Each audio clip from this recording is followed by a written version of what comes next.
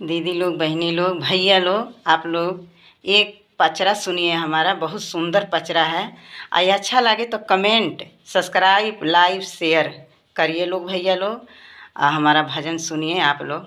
मैया मोरी शेरावा हो सावरिया, मैया मोरी शेरावा हो सावरिया, मालिन फुलवरिया अली हो राम, मैया मोरी मालिनी हो फुलवरिया, मैया मोरी मालिनी हो फुलवरिया, शेरवा सवरिया अली हो राम, आई हो राम मालिनी हो फुलवरिया, आई हो राम शेरावा हो सवरिया, मालिन फुलवरिया अली हो राम।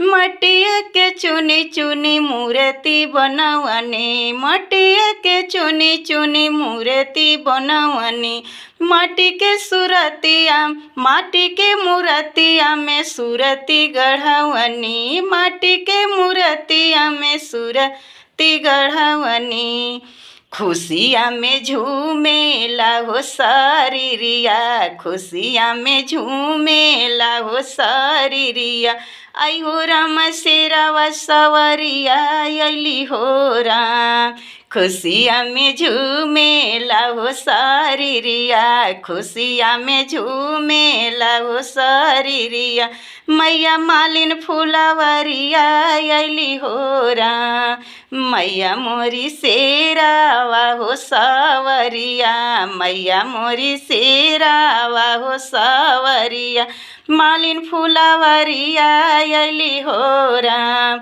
एक हाथे नरियल चुनरिया, एक हाथे नरियल चुनरिया, फूल के डलरिया सोभी हो राम, एक हाथे नरियल चुनरिया, एक हाथे नरियल चुनरिया, फूल के डलरिया शोभी हो राम, मैया मोरी मालिनी हो फुलवरिया, मैया मोरी मालिनी हो फुलवरिया, शेरावा सवरिया अली हो राम।